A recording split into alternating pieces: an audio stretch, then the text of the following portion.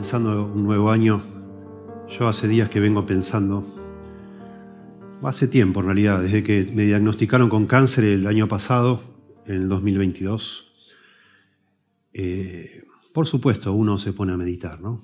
Y trata de aprender y, como dice en Job, que en todo esto no pecó Job ni atribuyó a Dios despropósito alguno. Y uno, bueno, ante todas las circunstancias de la vida, ¿no?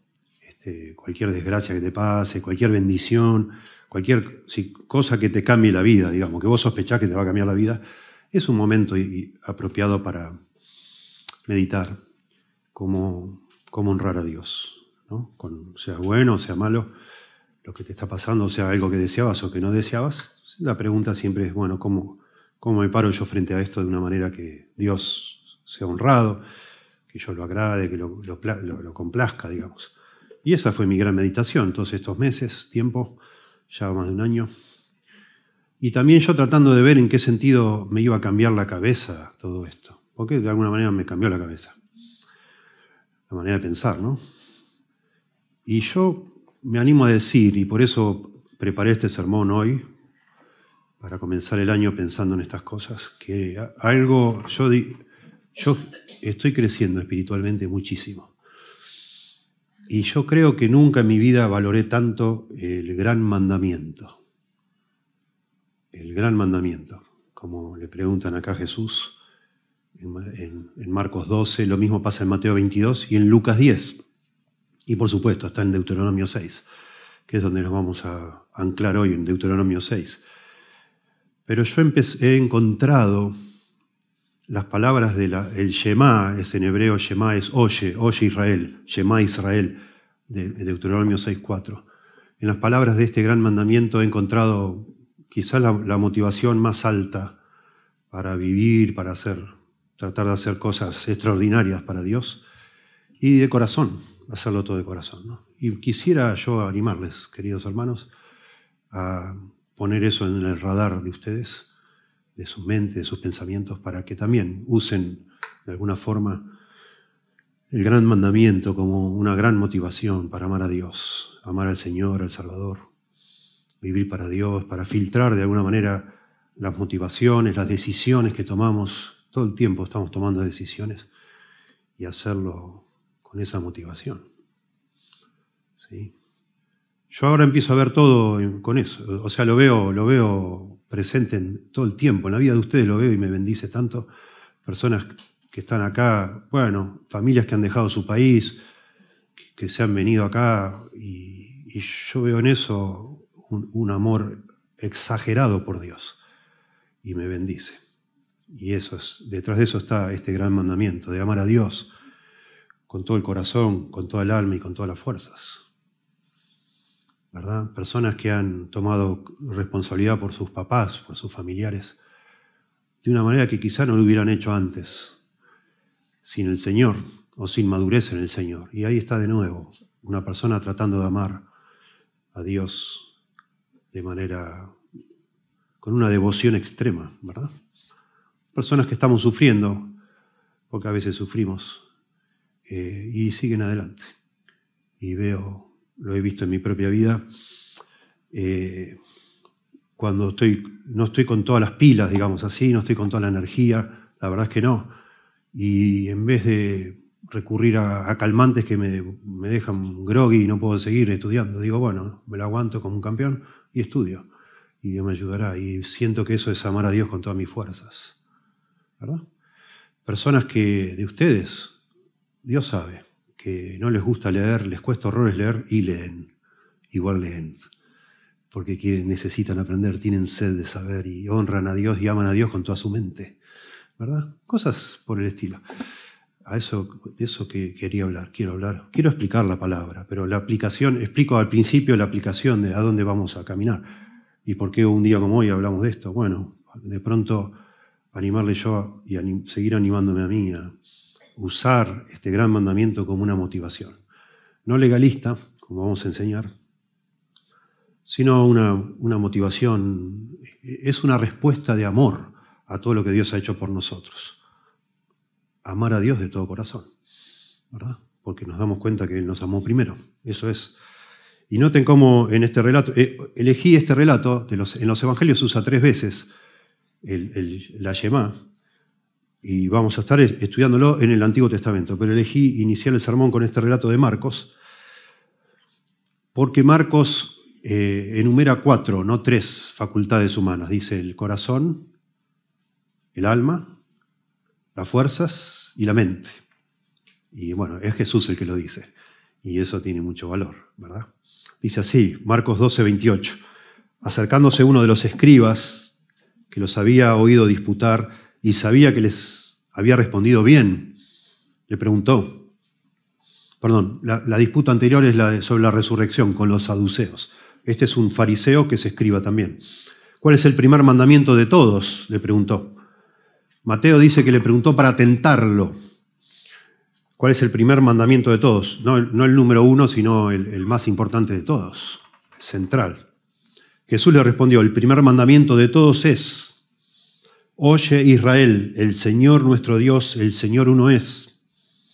Y amarás al Señor tu Dios con todo tu corazón, con toda tu alma y con toda tu mente y con todas tus fuerzas. Este es el principal mandamiento. Y el segundo es semejante. Nadie le preguntó por el segundo a Jesús, pero él quiere decir, parece que es importante para él subrayar que ambos deberían considerarse juntos. Y el segundo es semejante, y cita Levítico 19:6. Amarás a tu prójimo como a ti mismo. No hay otro mandamiento mayor que estos. Entonces el escriba le dijo, bien, maestro, verdad has dicho, que uno es Dios y no hay otro fuera de él. Y el amarle con todo el corazón, con todo el entendimiento, con toda el alma y con todas las fuerzas, y amar al prójimo como a uno mismo, es más que todos los holocaustos y sacrificios. En la versión de Mateo, el escriba le dice a Jesús, o Jesús le dice al escriba, de esto depende toda la ley y los profetas, o sea, todas las escrituras. Todo lo que dicen las escrituras dependen, y la palabra dependen es la idea de estar colgado. De acá está colgado todo lo que dice la Biblia. De estas dos cosas, amar a Dios y amar al prójimo. Impresionante. Jesús entonces, verso 34, viendo que había respondido sabiamente, le dijo, no estás lejos del reino de Dios, y ya ninguno osaba preguntarle.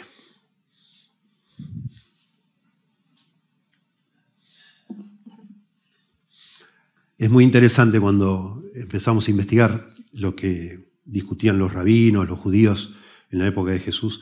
Era un tema favorito discutir cuál era el principal mandamiento. Así como en la Argentina discutimos si Maradona o Messi, cuál es mejor, ¿no? Siempre, en cada cultura pasa lo mismo. Siempre alguien discute quién es mejor, cuál es el mejor, etc. Los judíos discutían cuál era de todos los mandamientos el que de alguna manera englobaba a todos los demás. Cuáles eran los más importantes. Lo que pasa es que ellos obsesivamente, queriendo agradar a Dios, contaron todos los mandamientos que había en la Torá, en los primeros 5 libros, y encontraron que había 613 mandamientos. Y bueno, con la obsesión que tenían ellos de cumplirlos todos, era como mucho, 613, y estar todo el tiempo chequeando, ¿no? 613, es como muy loco. Entonces empezaron a buscar a algo que de alguna manera pudieran ellos tener la certeza que obedeciendo ese obedecían todos los demás. Y ahí andaban y escribían sobre esas cosas. 248 eran positivos, de esos 613, y 365 negativos de los mandamientos. Bueno, y discutían. También discutían cuáles eran los más pesados, así decían ellos, y los más ligeros. Cuáles eran, digamos, los que tenían más peso específico, por decir así, que son más graves, y cuáles eran más ligeros. Jesús también hizo lo mismo cuando les dijo a los fariseos, ustedes cuelan el mosquito y se tragan el camello.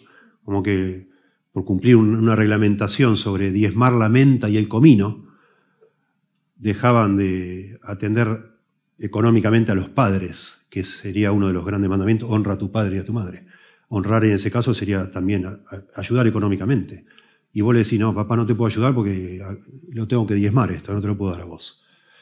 Entonces, digamos, por obedecer un mandamiento más liviano, sería una ley ceremonial, desobedecer una ley más seria, ¿no? Que era la de honrar a los padres. Es muy interesante. Bueno, los judíos discutían oralmente todo, pero al final, más o menos en el año 200 después de Cristo, todo se volcó en libros. Y muchos de esos libros, hasta el día de hoy los tenemos, ¿no? Que es el Talmud, es uno de ellos, la Mishnah, el Talmud. Ahí está el Talmud babilónico y el Talmud palestino. En el Talmud babilónico se registró que ellos, después de mucha reflexión y discusión, llegaron a decir, y no lo vamos a leer, pero llegaron a decir que todos los mandamientos se pueden resumir en 11 principios que están en el Salmo 15. Queda grabado, así que después ustedes lo buscan y si quieren investigan. Interesante. Otros decían en 6 principios que están en Isaías 33, del 15 al 16. En 3 principios que están en Miqueas 6:8. En 2 principios que están en Isaías 56:1. Y en uno que está en Amós 5:4. Y en Habacuc 2:4. También. Bueno, discutían, ¿no? En otra parte del Talmud también llama la atención a Proverbios 3:6. Bueno, interesante que ninguno de ellos es un pasaje de la ley de Moisés. Estamos hablando de otras partes, los salmos, los profetas, etc. Y ellos, a la altura, Jesús está hablando estas palabras que leímos el miércoles antes de morir. El jueves ya va a ser la última cena, el viernes lo van a matar. Pero ya para esa altura, los fariseos ya estaban planeando matarlo. Estaban rabiosos contra Jesús.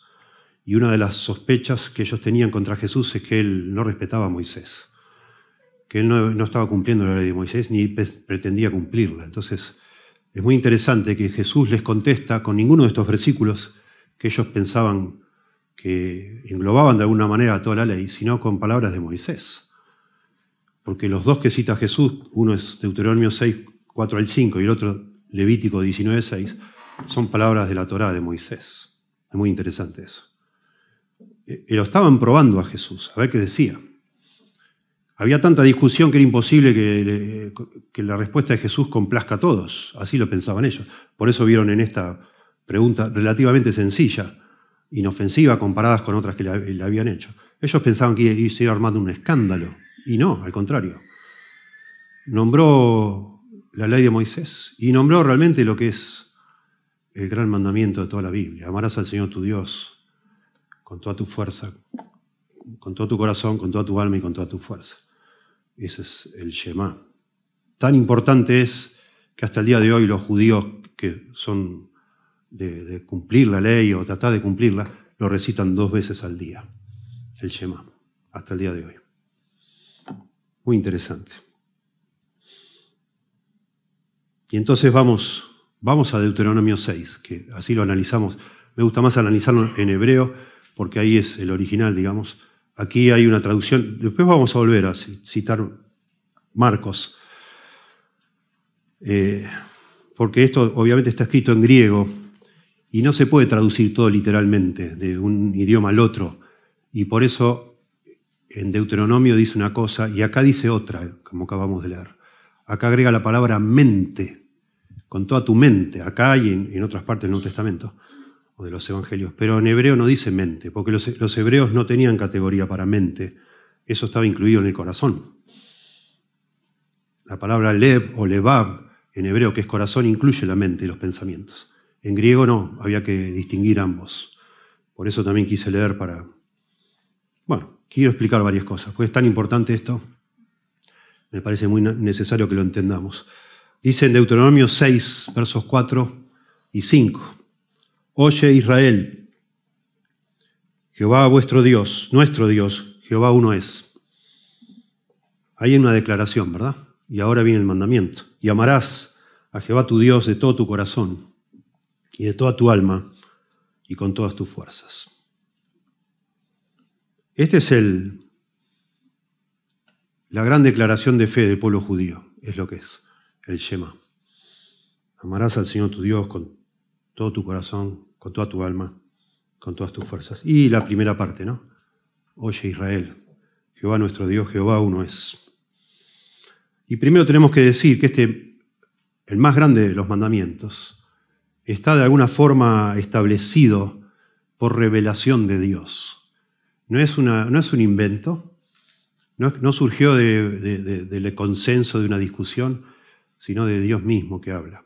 Oye Israel, oye Israel. Es muy interesante esta frase, oye Israel, oye, oye, oye. Shema, el imperativo de oír, se repite todo el tiempo en el Antiguo Testamento.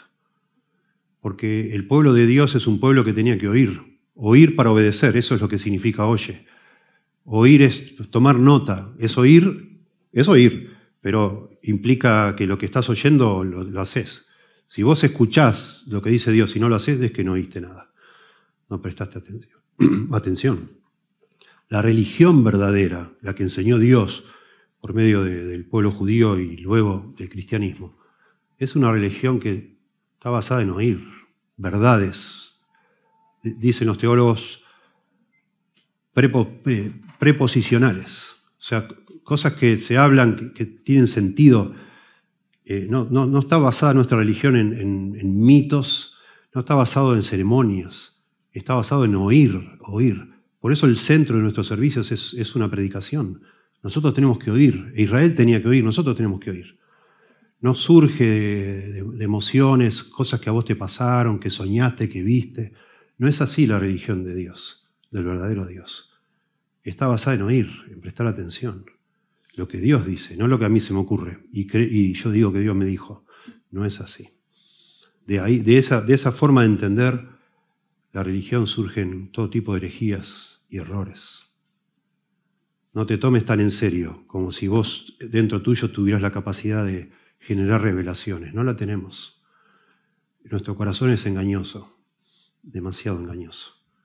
Y nosotros somos un poquito altivos a veces, un poquito agrandaditos, y tenemos la autopercepción de que no sé por qué, que tenemos capacidades sensoriales, ultrasensoriales, yo qué sé qué, y no las tenemos, hermanos. En la Biblia se nos advierte a ser humildes y a escuchar. Sí, escuchar. Interesante que la misma construcción está en el libro de Proverbios, cuando el padre todo el tiempo le dice al hijo, oye hijo mío, oye hijo mío, oye hijo mío. Tranquilízate, bajá el copete un poco y escuchá, presta atención, escuchá. Así se va edificando el carácter de una persona. ¿Sí? Renunciando a la sabiduría propia, nuestras vanidades ilusorias, dice varias partes.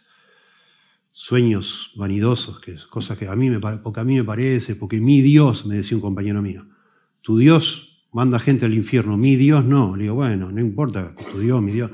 El verdadero Dios es lo que importa. Y no surge de tus pensamientos o de los míos, surge de una verdad objetiva que está fuera de nosotros. Y tenemos que oír. Tenemos que oír. Y acá no lo dice en el Shema, en el Antiguo Testamento, pero Jesús dijo que es el gran mandamiento. Se acabó, es el más grande mandamiento. Si lo dijo Jesús, listo. El gran mandamiento es el gran mandamiento porque Jesús dijo que es el gran mandamiento. Y se acabó la discusión. Y lo tomamos como el gran mandamiento, porque Jesús nos reveló que es así. Y oímos lo que la Biblia dice y lo hacemos. Y lo tomamos seriamente. Es muy importante eso. Porque Israel, a esta altura del partido, ya habían tenido mucho tiempo andando con el Señor. 40 años dando vuelta en el desierto. Jesús haciendo todo tipo de milagros, de maravillas. Pero el punto era oír a Dios. No basar su vida religiosa por las experiencias que habían tenido con Dios, sino seguir escuchando. Seguir escuchando. De hecho, la mayoría de los que estuvieron en el desierto, experimentando a Dios, fueron perdidos para siempre, dice la Biblia. De la mayoría de ellos no se agradó Dios. Tener un montón de experiencias, ver cosas, ver visiones, ver estruendos, oír relámpagos y portentos y todo ese tipo de cosas, no alimenta nuestra fe. No lo hace. Así vivió Israel con milagros diarios. El maná, las codornices, el agua de la roca, el mar que se abrió. Todos los días parecía que pasaba algo extraño. Y la mayoría de ellos se perdieron, dice 1 Corintios 10. El punto no es que cada uno de nosotros experimente un milagro para, de alguna manera, sentir que nuestra fe tiene algún asidero. No, es oír a Dios. Y a diferencia de estos primeros israelíes, digamos así, que estaban comenzando, por decir así, la fe del Antiguo Testamento, nosotros ya tenemos el libro escrito por Dios. Ellos estaban comenzando y Moisés después escribió todo esto en Deuteronomio y en los otros libros que él escribió y después escribieron los demás. Pero a nosotros nos toca hoy leer. Lean lo que yo dije, es lo mismo que oír. Lean y tomen nota. Así edificamos nuestra fe, así crecemos en la fe. La fe es por el oír y el oír es por la palabra de Dios. No hay un camino alternativo, no lo hay. ¿Sí? Por eso digo que el más grande mandamiento ha sido establecido por revelación. Y de nuevo, es muy sugestivo que esa revelación fue dada en medio de un montón de experiencias. Pero las experiencias pasaron. Al final, después de esta generación, que es la segunda generación del Éxodo, ya una vez que Moisés escribió, ya no hubo milagros diarios, ya no hubo. Prácticamente no. Se tocaba obedecer lo que se había escrito, que ya había pasado. Tocaba prestar atención a lo que había pasado antes y de ahí sacar la instrucción y obedecerla. Es precioso que pensemos. Es una gran... Todas estas cosas, dice allá en Romanos, sucedieron como ejemplo para nosotros. O sea, nosotros tomamos nota, decimos, wow, esta gente, más milagros no se pueden pedir, y fueron todos un desastre. Bueno, entonces mejor no ando buscando tanto milagrito por ahí, porque el diablo porque es tan subjetivo que me puede engañar, mis sentidos me pueden engañar, entonces me aferro más vale a lo que está escrito, que es algo que siempre es lo mismo, se puede estudiar, alguien lo puede chequear, etc. Yo lo puedo chequear, y eso es lo más objetivo, ¿sí? Por eso es hermoso que diga, oye Israel, oye. Shema, la palabra Shema es eso, es el imperativo del verbo oír en hebreo. Shema Israel, oye Israel. En segundo lugar, el más grande mandamiento, y lo analizo, es muy simple esto, creo que son 16 palabras en el hebreo, este gran mandamiento, es muy lindo prestar atención a todo, ¿no? Esto resume 615 mandamientos en uno solo, vale la pena analizarlo, ¿verdad? En segundo lugar, el más grande mandamiento está fundamentado en la singularidad de Dios. Porque comienza dice, oye Israel, presten atención, Jehová nuestro Dios, Jehová uno es. Antes de que yo les mande obedecer nada o amar o hacer nada, ustedes tienen que pensar que nuestro Dios, Jehová, Yahweh, es uno. Es uno. En el hebreo acá hay 4 palabras nada más. Notable, porque en el hebreo, en algunas frases así muy cortitas, no hace falta poner el verbo, sobre todo el verbo ser, y entonces uno lo invoca donde parece que queda mejor. En el original no hay un verbo acá. Acá en el original dice Yahweh, Elohenu, Yahweh, Ejad. Es decir, Yahweh, nuestro Dios, Yahweh uno. Eso dice. Yahweh, nuestro Dios, Yahweh uno. Y bueno, hay una discusión y hay alternativas de dónde ponemos es, ¿no? Ese verbo, hay que poner un verbo. ¿Dónde lo ponemos? Una opción sería Yahweh es nuestro Dios, Yahweh es uno, o sea, pones 2 veces el verbo ser. Yahweh es nuestro Dios, Yahweh es uno. Otra posibilidad es Yahweh es nuestro Dios, solo Yahweh, porque uno, Ejad, se puede traducir también como solo o solamente o único. En tercer lugar, hay 4 opciones, ¿no? Escuchen, para mí valioso. Yahweh nuestro Dios, tercera, no va el es ahí. Las 2 primeras es Yahweh es nuestro Dios, Yahweh es nuestro Dios. La tercera opción es Yahweh nuestro Dios. O sea, nuestro Dios sería una descripción de Yahweh. Es un Yahweh. Yahweh nuestro Dios es un Yahweh. Raro, ¿verdad? Y finalmente, y dejo para el último, porque es más fácil así argumentar y no perdernos, lo que me parece que es correcto, que es lo que dice la Reina Valera. Yahweh, nuestro Dios, Yahweh uno es. Uno es. ¿Sí? Las 2 primeras no pueden ser, o sería raro que sean, porque la frase Yahweh es nuestro Dios no aparece nunca, ni en Deuteronomio ni en el resto del Antiguo Testamento. Sí aparece Yahweh nuestro Dios y Yahweh vuestro Dios, casi 300 veces. ¿Sí? O sea, como sin usar es. Yahweh no es nuestro Dios, sino Yahweh nuestro Dios, o Yahweh vuestro Dios. ¿Sí? De manera que poner es ahí no quedaría, sería una excepción en todo el Antiguo Testamento. ¿Sí? La segunda opción que yo mencioné, que Yahweh es nuestro Dios, o Jehová, ¿no? Jehová o Yahweh, los hebreos dicen Yahweh. Solo Yahweh, la palabra solo, ejad, la palabra uno, digamos, para uno, puede traducirse como solo o solamente, pero hay otra palabra en el hebreo para eso, que sería más natural. Tampoco sería. La tercera opción, Yahweh nuestro Dios, es un Yahweh, es muy extraño. Es muy extraño.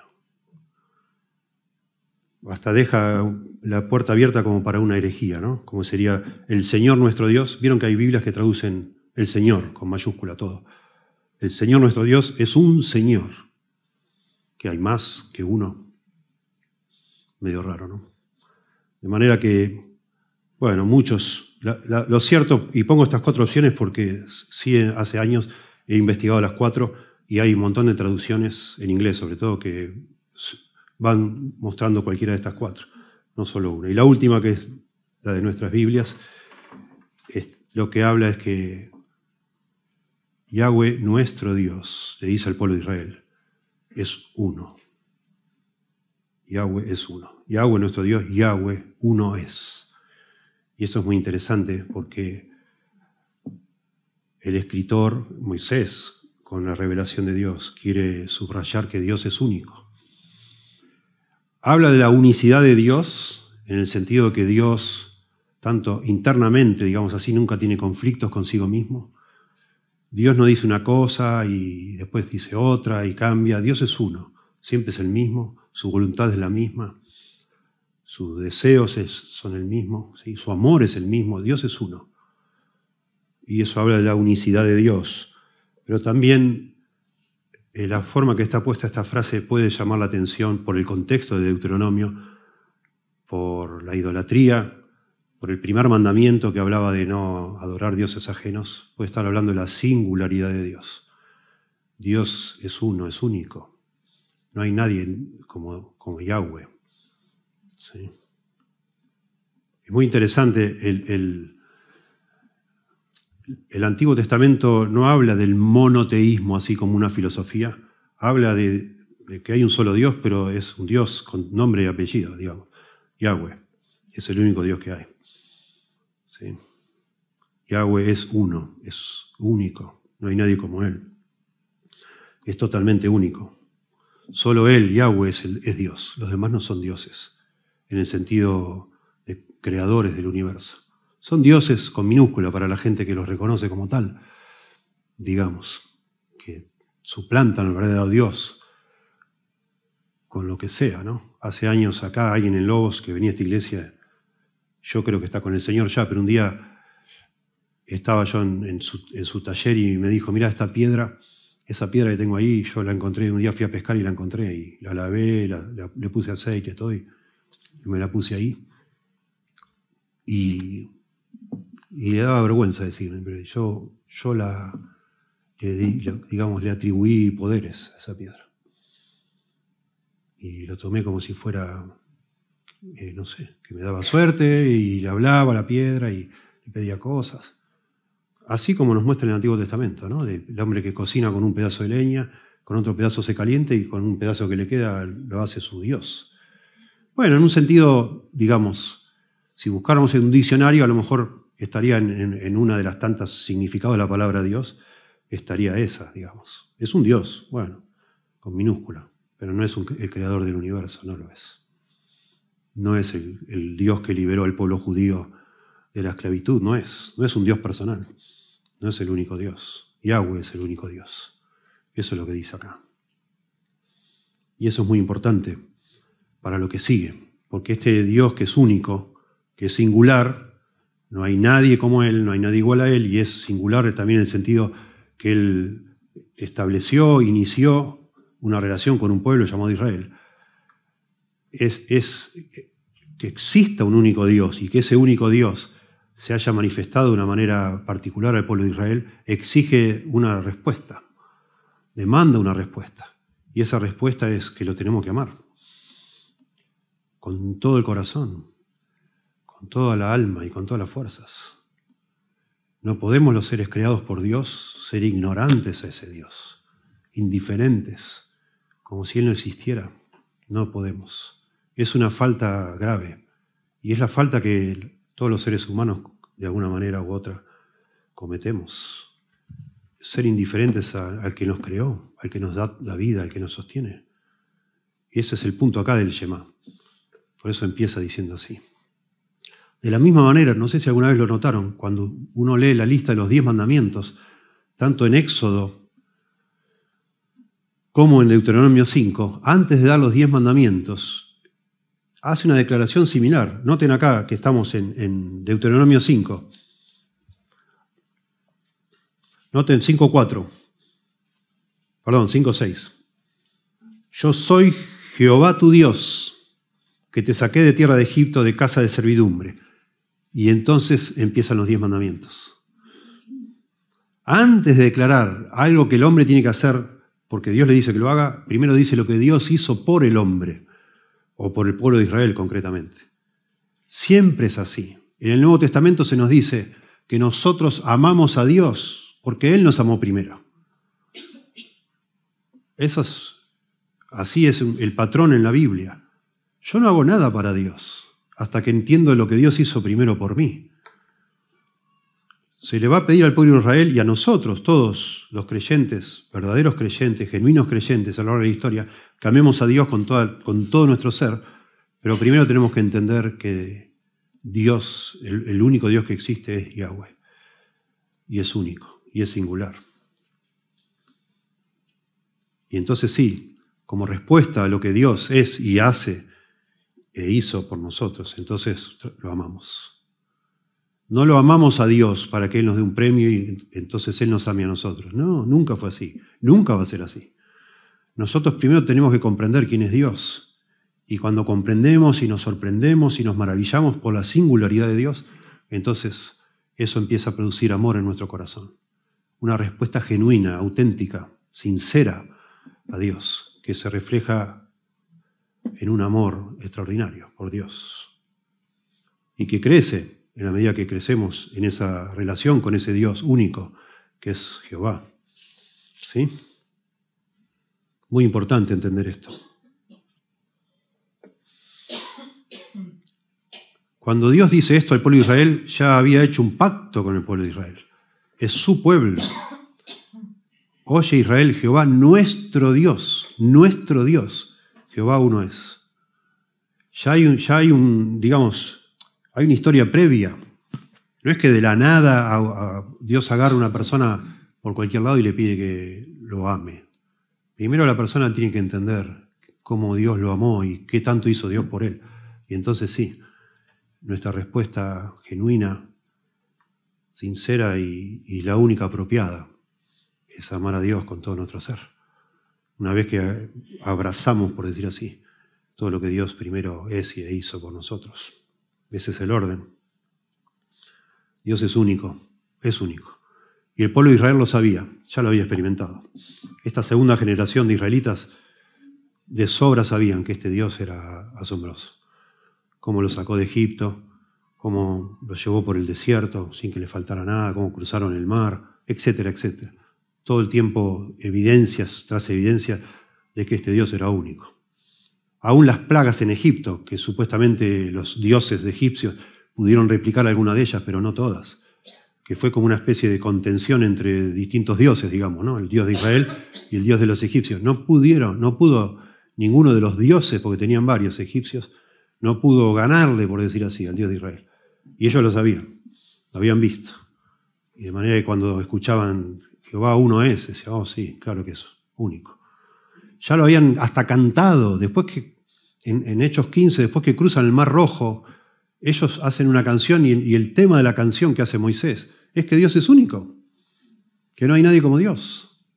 ¿Quién como tú, oh Dios, entre las naciones? Nadie, no hay. Singular. En tercer lugar, relacionado con esto, el más grande mandamiento, refleja una relación personal con Dios. Jehová, nuestro Dios, nuestro. Eso habla de una relación personal. Hermoso, hablábamos hace un rato cuando pensábamos en Oye Israel, que nuestra religión, la verdadera religión, es una religión de declaraciones preposicionales, declaraciones escritas, objetivas, que se pueden analizar por medio de la lógica humana, etc., se pueden entender. No son cosas estrafalarias. Pero también es una religión personal la nuestra.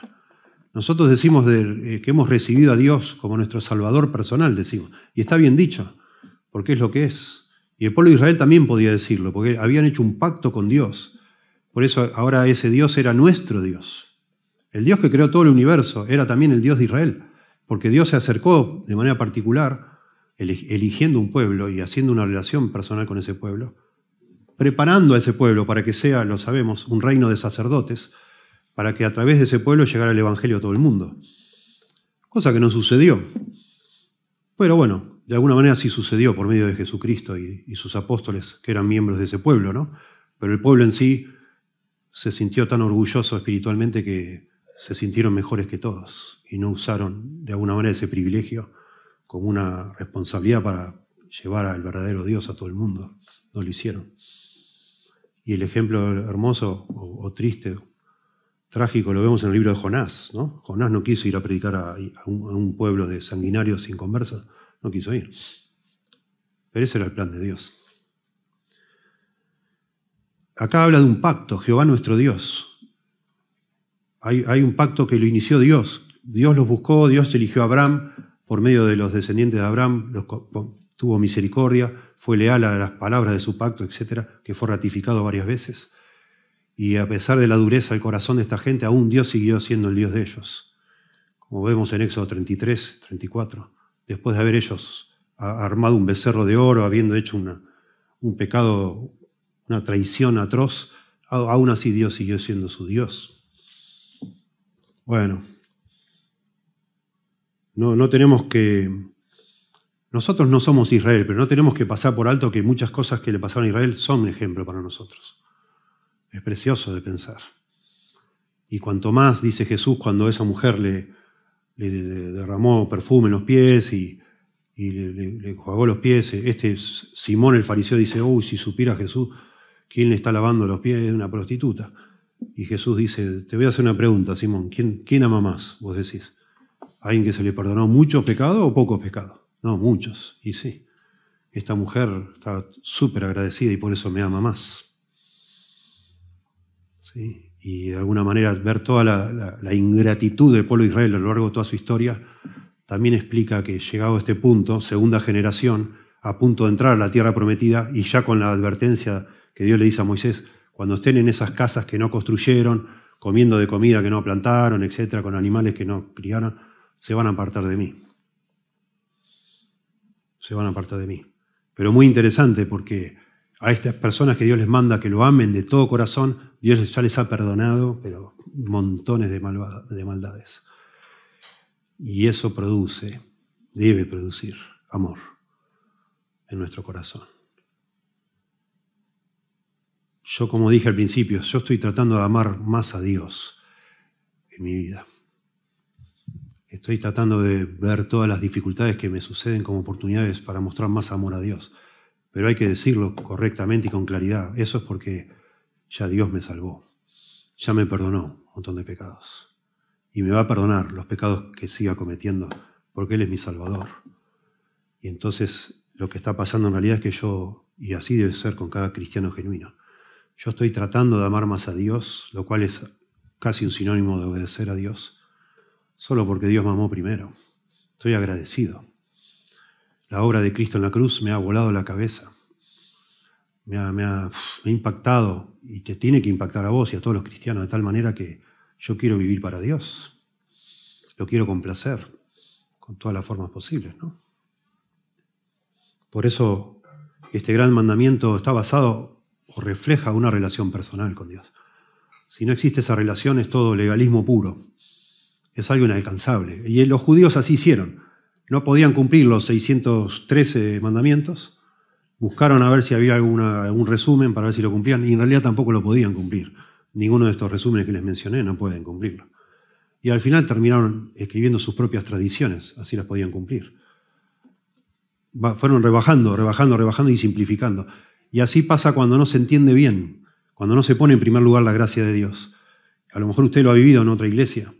Tratamos de cumplir tonterías nuestras, ¿no? De largo de la pollera, si usamos maquillaje, no usamos maquillaje, si vamos al cine, no vamos al cine. Sustitutos de lo que Dios nos pide. Dios nos pide demasiado. Pero antes de pedirnos demasiado, nos dio demasiado. Nos da su Hijo, su propio Hijo. Y la respuesta sincera y genuina tiene que salir del corazón, no de una lista de cosas para hacer. Eso es lo que significa esto. Amamos a Dios porque Él nos amó primero. Hay un solo Dios y ese es nuestro Dios. Porque Él quiso ser nuestro Dios, no porque yo, mira mi Dios. No, yo era un desgraciado que lo ignoraba, me burlaba. Y usted también. Yo prefería la piedra, que no me pedía nada. Cero ética, cero moral, cero nada. La piedra no me pedía nada. La patita de conejo, nada. La cintita roja, no demanda nada. Claro, vos hacés tu vida, y eso es el atractivo del budismo. En Estados Unidos, yo viví en un lugar cerca de un templo budista y cada vez hay más gente ahí.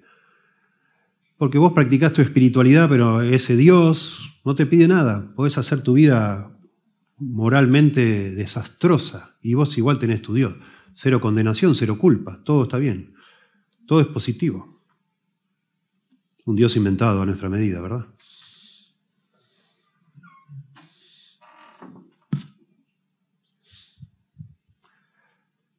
Déjeme ilustrar con algunos pasajes de Deuteronomio y después fuera de Deuteronomio cómo esto viene siendo como un énfasis, que Dios es único y que Dios es personal para ellos.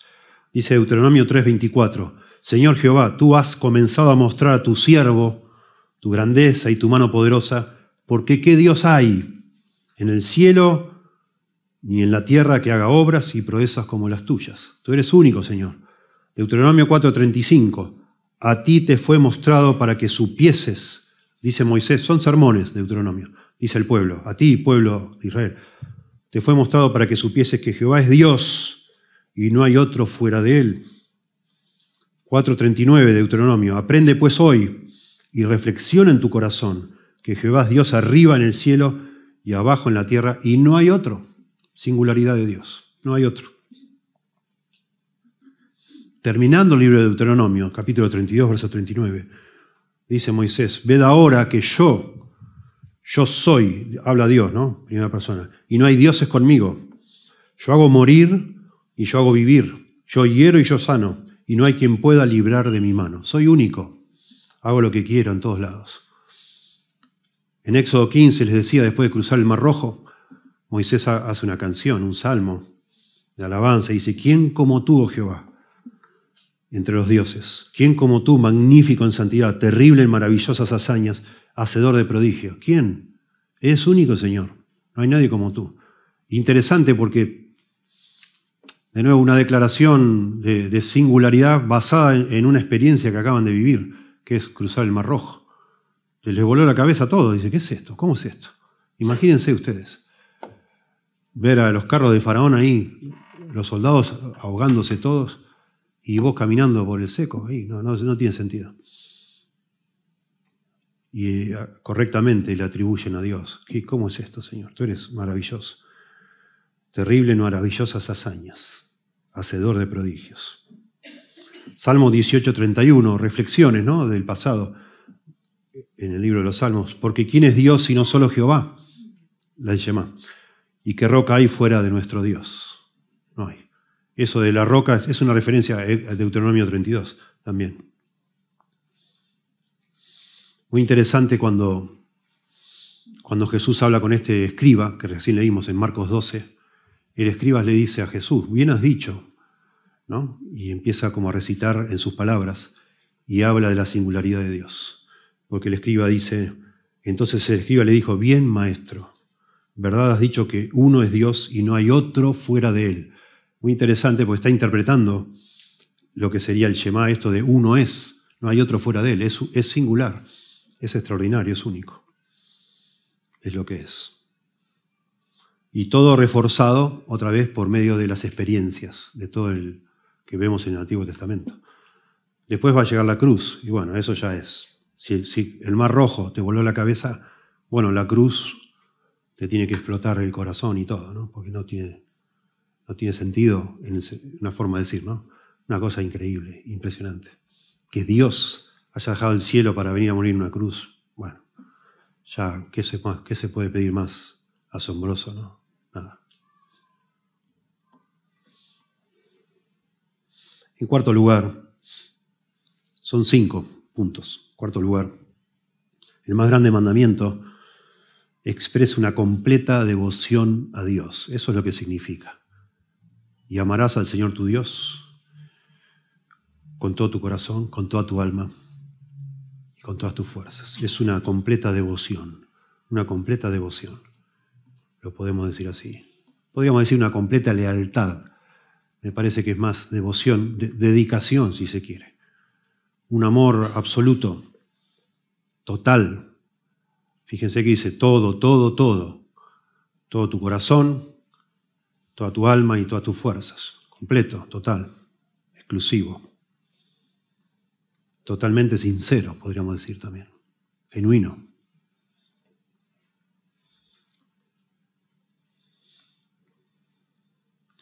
Es notable en muchos aspectos esto. Es la primera vez en toda la Biblia, la primera vez que aparece el concepto de que nosotros los seres humanos tenemos que amar a Dios. Nunca lo había dicho hasta ahora. Es la primera vez que se dice. Y se dice en un contexto asombroso porque justamente en el capítulo 5 se vuelve a plantear la ley, exactamente igual que como en Éxodo, capítulo 19 y 20. Igual. Éxodo 20 están los 10 mandamientos que escucharon los papás de los que están escuchando ahora. Pero esos papás murieron todos en el desierto, menos Josué y Caleb. ¿Se acuerdan? Ahora están los hijos. Y Moisés decide, esto está escrito acá, pero lo hace en forma de sermones para emocionarlo. Acá hay más emoción que en Éxodo. Todo esto está lleno de emoción, porque es el contexto necesario para exigir que los israelitas amen a Dios. Nos tenemos que emocionar, sorprender, decir, ¡wow! Por eso es importante el verso 4. ¡Wow, Dios! ¿Cómo puede ser? Esto es extraordinario, es único. ¿Quién soy yo? ¿Cómo que moriste por mí? Y, digamos, comprendiendo eso, o más o menos tratando de entenderlo, porque es demasiado profundo, tenemos que amar a Dios. Esa es la respuesta. Amar a Dios con todo nuestro ser. Todo el libro de Deuteronomio está lleno de instrucciones o de mandatos. Es el mandato favorito del libro de Deuteronomio, amar y obedecer a Dios. Amar a Dios, amar a Dios. Capítulo 10, verso 12, recién leímos. Capítulo 11, verso 1, verso 13, verso 22. Capítulo 13, verso 3. Capítulo 19, verso 9. Capítulo 30, verso 6. Les leo noten. Capítulo 36 de Deuteronomio. Y esto nos va a llevar después al último punto. Dice Moisés, y circuncidará Jehová Dios, tu corazón y el corazón de tu descendencia, para que ames a Jehová tu Dios con todo tu corazón y con toda tu alma, a fin de que vivas. Moisés al final del libro de Deuteronomio les avisa a ellos, miren, ustedes no tienen el corazón que se necesita para amar a Dios, no lo tienen. Y un día Dios te lo va a circuncidar. Hace como una analogía, ¿no? De la circuncisión del prepucio de los varones al 8º día, que era una parte de la ley ceremonial, pero algún día Dios tenía que hacer algo en el corazón, porque si no, no iban a poder amar a Dios. Noten Deuteronomio 5:29, que Dios habla. ¿Quién diera que tuviesen tal corazón que me temiesen todos los días, para que guardasen todos los mandamientos, para que les vaya bien a ellos y a sus hijos para siempre?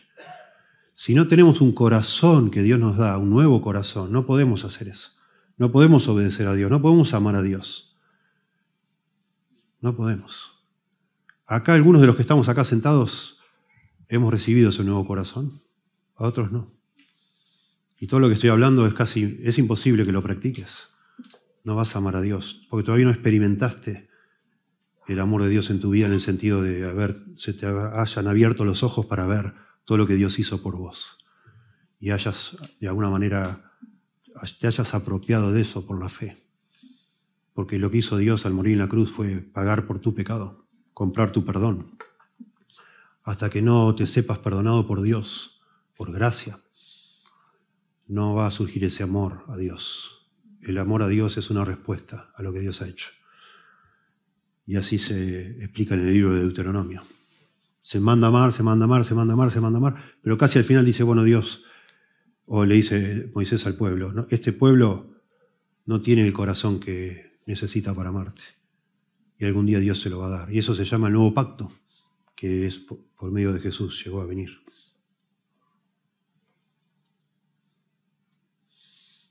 Y está casi todas las veces que se habla de amar a Dios en Deuteronomio, está junto con obedecer.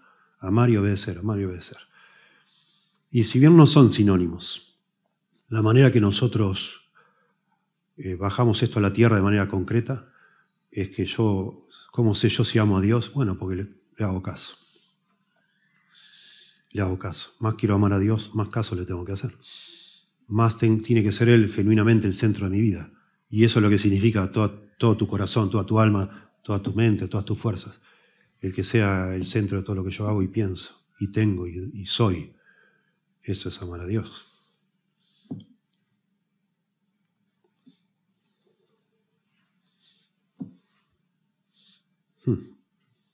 Noten solo un ejemplo. Deuteronomio 5:10, eso está dentro de los mandamientos. Dice que Dios, y que hago misericordia a millares, a los que me aman y guardan mis mandamientos. Esa pareja está todo el tiempo en Deuteronomio. Me aman y guardan mis mandamientos. Y ese es uno de los temas de 1 Juan, que las personas que aman a Dios, que dicen que aman a Dios, lo obedecen. Lo obedecen. Lo toman en serio, no juegan con Dios. No juegan con Dios. Solo para aflojar un poco tanta explicación, una ilustración, recuerdo, y puede servir. Dice que un joven, un discípulo de un rabino muy famoso, no sé si es cierta la historia, pero está buena. El rabino ya viejito, medio ciego, le decía a su discípulo, el aprendiz favorito.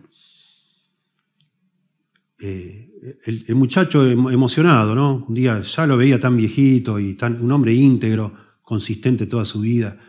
Y el muchacho, no sé, explota como emocional, ¿no? Emocionalmente y le dice, maestro, te amo, maestro, te amo. Y todo, bueno, no sé, el maestro lo tomaría como un chico un poco imprudente, ¿no? Demasiado emocional. Te amo, maestro, te amo. Y este hombre calladito, en silencio, como un hombre sabio, le dice, ¿sabés lo que me duele? Ay, maestro, no sé, qué sé yo. Le estoy diciendo que lo amo, maestro. Y este hombre de nuevo, tranquilo, hace una pausa y dice, ¿y vos sabés lo que me duele a mí? Ay, maestro, podemos hablar en otro momento, ¿no? Estoy diciendo, lo amo, maestro, lo amo. Y dale con eso, y dale con eso. Hasta el final el maestro le dice, mirá, si vos no sabés lo que a mí me duele, no me podés amar. No me podés amar. Y de alguna manera también tenemos que tener cuidado nosotros leyendo esto, porque cuando pensamos en el amor, nosotros pensamos en Hollywood, Romeo y Julieta y yo qué sé qué. El amor, ¿no? El amor en la Biblia, nada que ver con eso. Nada que ver. Si yo amo a Dios, realmente es que a mí me preocupa lo que Dios ama, lo que a Dios le duele, lo que a Dios le molesta, etc. Y entonces yo trato de vivir una vida que le complazca a Dios. Esa es mi manera de amar a Dios y la de cualquier persona que quiera amar a Dios. Vivir de acuerdo a lo que, con temor de Dios, tratando de guardar sus instrucciones, porque eso es lo que Él me dijo. Y me lo dice de manera tan clara, de nuevo, Deuteronomio 5:29, que me dio todas esas instrucciones para mi bien, para que me vaya a mí bien y a todos mis hijos y los hijos de mis hijos. No, porque Dios no necesita que yo obedezca. Me dio todas esas instrucciones y nos dio todos esos mandatos, etcétera, para que nos vaya bien en esta vida. Y yo no hace tanto prediqué un sermón, ya estando enfermo, apenas me supe que estaba enfermo, que podríamos repasarlo, pero cuando decíamos que el secreto para ser feliz no importa lo que nos esté pasando, es hacer lo que Dios nos dice, es amar a Dios y amar al prójimo, no ensimismarnos en nuestro propio egoísmo, egocentrismo. Es vivir para los demás y para Dios, por supuesto. De alguna manera sería decir, vivir para los demás para Dios, o amando a los demás, de esa manera también amando a Dios, ¿no? Hay una manera de amar a Dios que puede ser egocéntrica, onda monje, ¿no? Ahí en el medio de la nada, y todo el día recitando oraciones a Dios, y no es lo que la Biblia enseña. Yo amo a Dios de manera más perfecta cuando te amo a vos, que sos un hijo de Dios. Primera Juan dice eso. Porque vos sos un hijo de Dios y Dios te ama, entonces cualquier cosa que yo haga por vos complace a Dios, que es tu Padre. Somos hermanos, etcétera, ¿verdad? Y eso lo pone Jesús ahí. Nadie le preguntó por el segundo mandamiento, ya lo leímos. Le preguntaban por el más importante, pero él no lo desconectó, porque no se debería desconectar. Porque esto de vivir para amar a Dios y que te parte un rayo, a mí no me importa, yo estoy tratando de amar a Dios, no existe. No existe. Es un engaño, un autoengaño. Yo amo a Dios amándote a vos, que sos un hijo de Dios, y aún amando al que está allá enfrente, que no conoce a Dios. Y eso lo explicó el Señor en la parábola del buen samaritano, ¿verdad? Y acá dice, y me gustaría rápidamente evaluarlo con ustedes, como dándoles, dicen en inglés, comida para el pensamiento, con todo tu corazón, con toda tu alma y con todas tus fuerzas. Bueno, la palabra corazón en el hebreo es levav o lev, resumido, pero es lo mismo. Para los hebreos el corazón es el asiento, como el comando central del ser interior nuestro. Eso es lo que es, levav. No es el órgano, ellos sabían, no eran tontos, que le llamaban también corazón al órgano llamado corazón. Pero ahí ellos pensaban que le llamaban corazón a todo el centro de las decisiones, de la voluntad, de las emociones, del intelecto, etcétera, ¿sí? De las intenciones, las motivaciones, todos en el corazón. En el Antiguo Testamento uno piensa en su corazón, ¿sí? Decide en su corazón, hace elecciones en su corazón. El carácter se desarrolla en el corazón. Sobre toda cosa guardada, dice Salomón, guarda tu corazón, porque de él mana la vida. Esa es la mejor explicación quizá de lo que veía un hebreo con el corazón. Es el centro de nuestra vida. De él mana la vida. Es el centro también humano como agente moral, digamos. Las decisiones otra vez, todo se toma en el corazón. Está bueno que lo ponga primero, porque es lo que es. Amar a Dios con todo tu ser, es con todo tu corazón. ¿Sí? Claro, en el Nuevo Testamento ese concepto griego no era la idea. Y por eso desdoblan, ponen cardía, que es corazón, y tu mente. Porque para los griegos el ejercicio, digamos así, intelectual es en otra parte, en el cerebro, digamos, ¿no? Por eso hay uno extra en el Nuevo Testamento. Después dice, con toda tu alma, la palabra es nefes, que literalmente significa garganta, notable. A veces en algunos pasajes encaja garganta, en algunos se traduce alma. Se usa a veces de los animales también. A veces se traduce como ser, nefes. Y también expresa la vida interior de una persona. Todo el ser, con las emociones, los deseos, las características personales, tu personalidad, etc., es tu alma, traducido así. Pero muchos eruditos dicen que se pierde traducir al español como alma, o en otro idioma como alma, como que para los hebreos era otra cosa. Quizás un muy buen ejemplo es Salmo 103, verso 1. En nuestra Biblia dice, bendice alma mía al Señor, a Jehová. Y segunda línea dice, y bendiga todo mi ser su santo nombre. Todo mi ser, eso es nefes. Todo mi ser, todo lo que soy. Sería entonces amar a Dios, tenemos que amarlo con todo el corazón, con todo nuestro ser interior y con toda el alma, con todo nuestro ser, incluyendo nuestra racionalidad, capacidad mental, elecciones morales, la voluntad, sentimientos, deseos internos, todo lo que es mi vida, con toda tu vida sería, juntando alma o nefes y Lebab y Nefes. Con todo. Y agrega una tercera palabra que está traducido con todas tus fuerzas, que uno dice, wow, qué raro esto. ¿Qué sería amar a Dios con todas las fuerzas? Bueno, es una palabra muy rara y muy interesante. Meod es la palabra en el hebreo, que en realidad no es un sustantivo como alma o como corazón. Meod significa grande, excesivo, grandemente. Es un adverbio. Sería con todo tu excesivo, con todo tu grandemente. Medio extraño.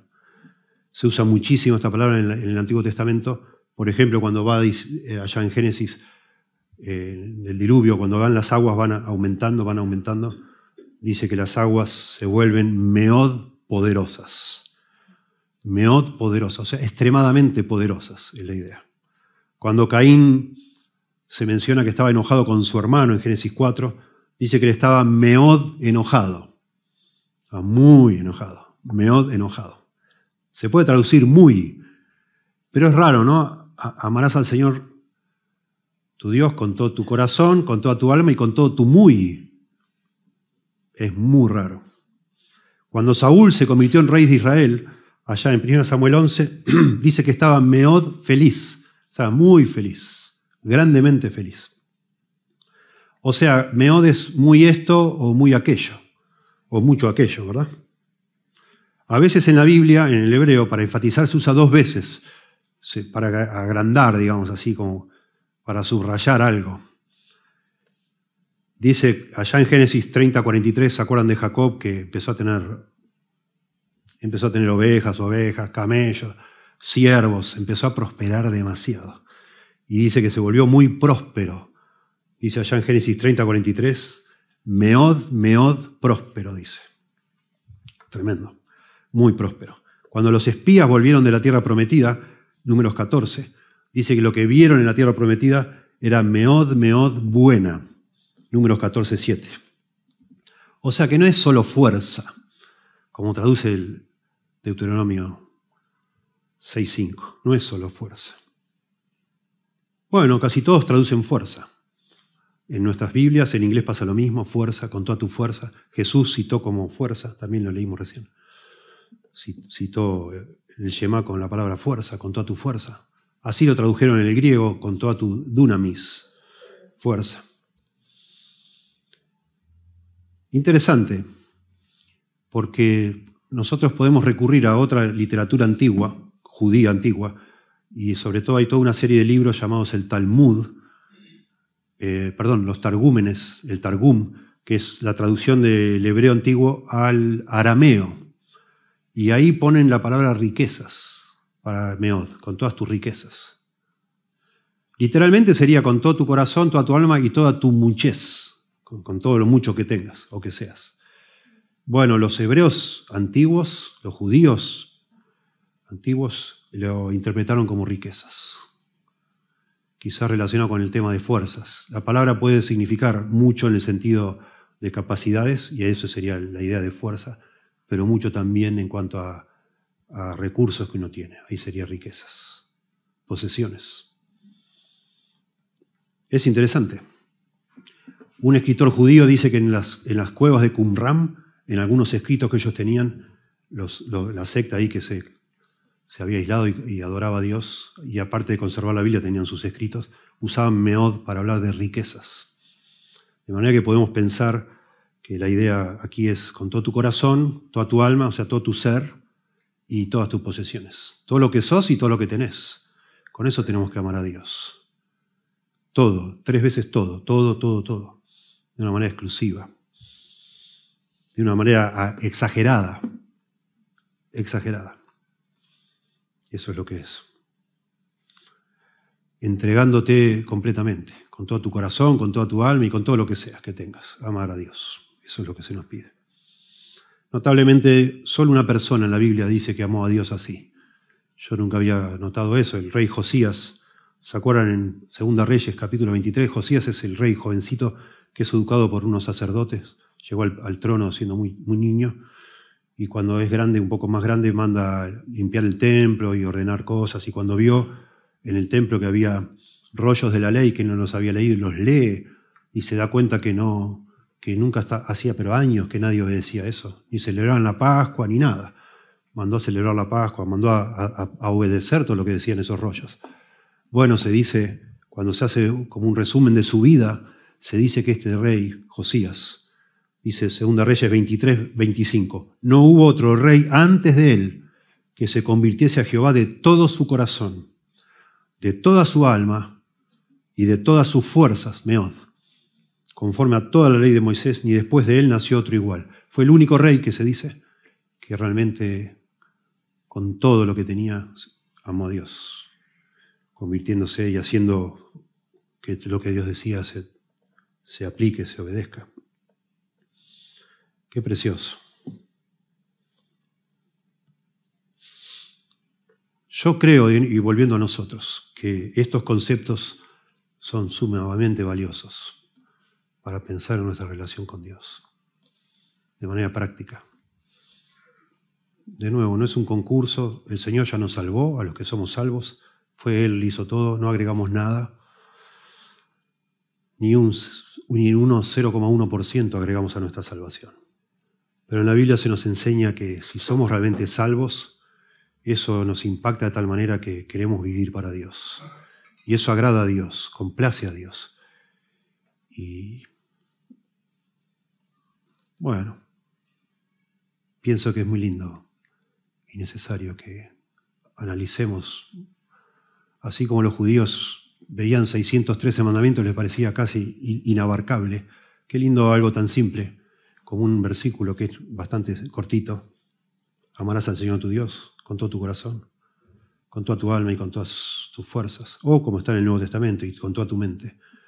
Comenzar a pensar en situaciones. ¿Cómo puedo amar a Dios en este momento? Con toda mi mente. Amo a Dios, amé a Dios ayer con toda mi mente cuando me vi 3 partidos de la Premier League en vez de leer la Biblia, por ejemplo. No quiero ser legalista, cada uno aplicará como quiera. ¿Sí? Amo a Dios con toda mi mente cuando hace pilas que no leo nada. Cuando digo que yo no me gusta leer, por ejemplo. Amo a Dios con todas mis fuerzas cuando no voy a las reuniones, a ciertas reuniones porque son demasiado tempranas, a las 9 de la mañana. Yo pienso que no. De nuevo, cada uno aplicará, ¿no? Pero yo digo que no, que voy a la iglesia si no llueve. Bueno, está bien. Qué sé yo, si no pasan algo importante en la tele o si no tengo otra cosa que hacer, bueno, vamos a la iglesia. Eso es darle a Dios todo mediocre, todo lo que te sobra, si tengo ganas voy, si no tengo ganas no voy. Yo hay días que no tengo ganas de preparar un sermón.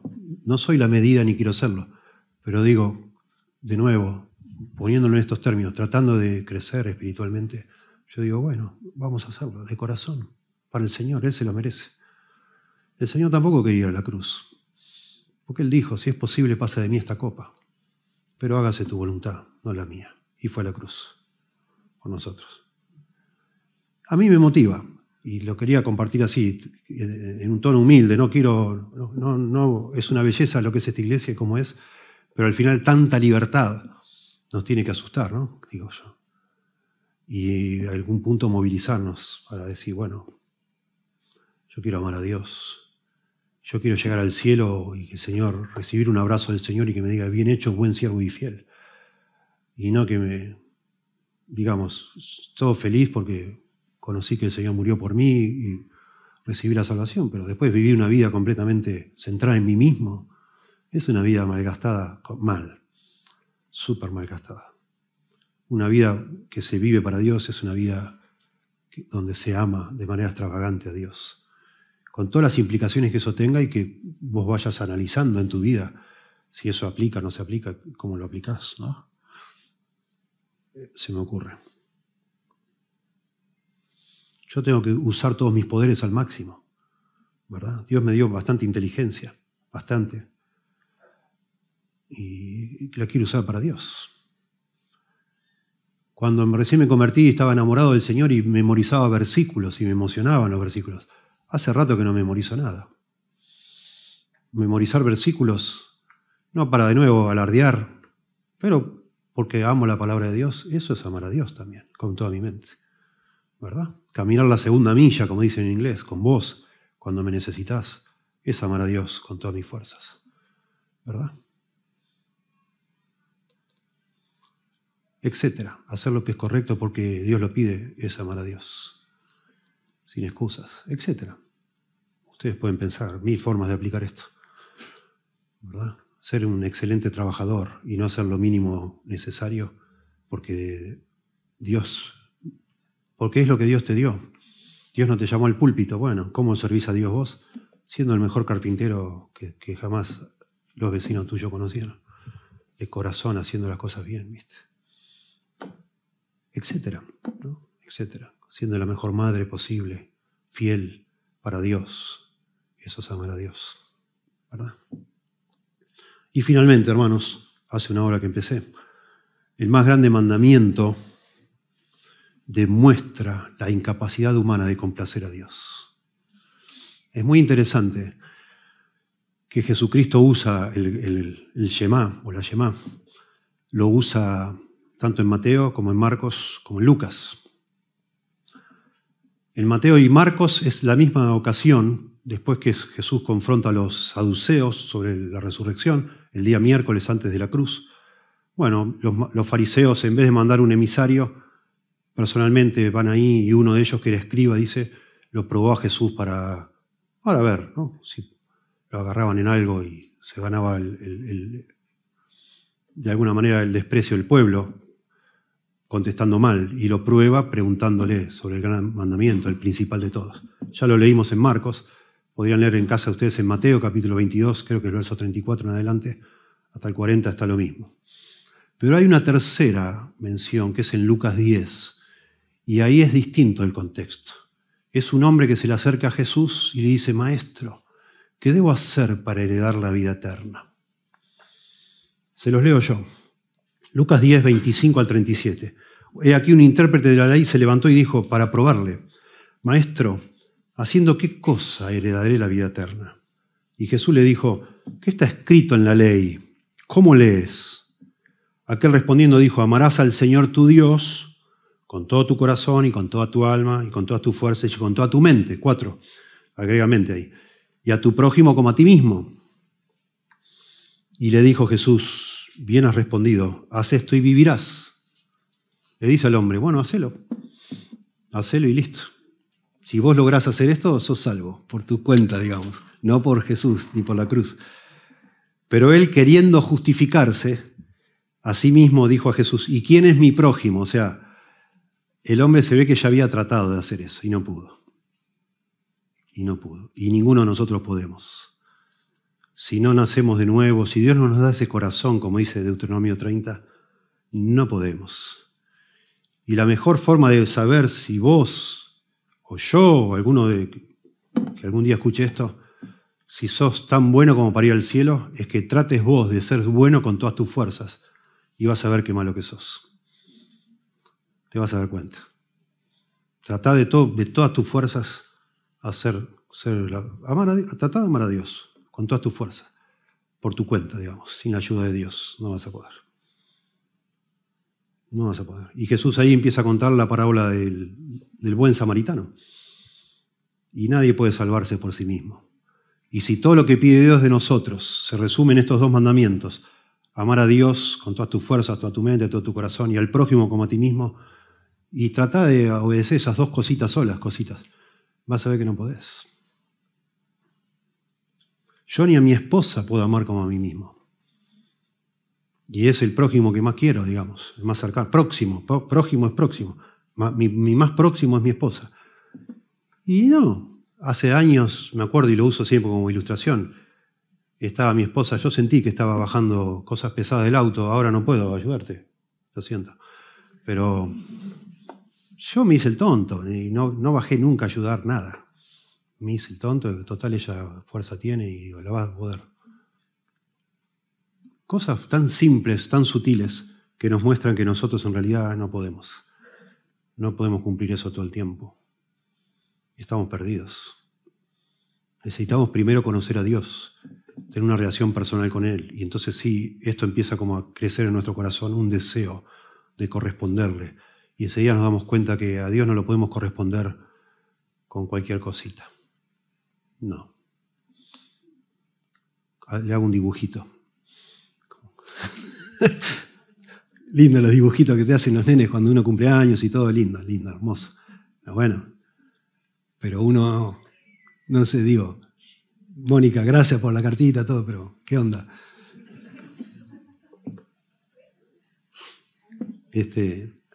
Nosotros amamos a Dios con todo nuestro ser cuando nos damos cuenta que Él nos amó también, con todo nuestro ser, y eso nos ha cambiado la vida. Porque Dios dio todo, dio a su Hijo unigénito. El que no escatimó, dice Romanos, a su propio Hijo, ¿cómo no nos dará también junto con Él todas las demás cosas? O sea, nos dio lo máximo que tenía. Todo lo que tenía nos dio. Es capaz de darnos lo que sea si nos dio eso. Él nos ama de una manera tremenda. Y nuestra reacción a eso debe ser ya no vivir para nosotros mismos, dice 2 Corintios 5, sino para aquel que murió y resucitó por nosotros, amando a Dios. ¿Sí? Y amando al prójimo como a nosotros mismos. Bueno, que el Señor toque nuestros corazones. Precioso, precioso pasaje, precioso estudiar esto y precioso repasarlo y repasarlo. Y en definitiva, si pensás, me preguntaba una vez una persona, ¿y qué vamos a hacer en el cielo? ¿Vamos a estar toda la eternidad cantando salmos? Yo no quiero ir al cielo, dice, qué aburrido todo, ¿no? Si nos ponemos a pensar la cantidad de cosas que va a haber para hacer en el cielo, algún día predicaremos de eso, porque el cielo es más terrenal de lo que nos imaginamos en cuanto a cosas para hacer, lugares para visitar, etc. El gran atractivo del cielo es que vamos a estar frente a Dios y a nuestro Salvador Jesucristo, sin pecado ya, y lo vamos a poder amar sin impedimento, sin toda esta frustración que nos produce el pecado, que todo el tiempo nos damos cuenta que no llegamos, que hay como una brecha entre lo que quisiéramos hacer y ser y lo que en realidad somos, ¿verdad?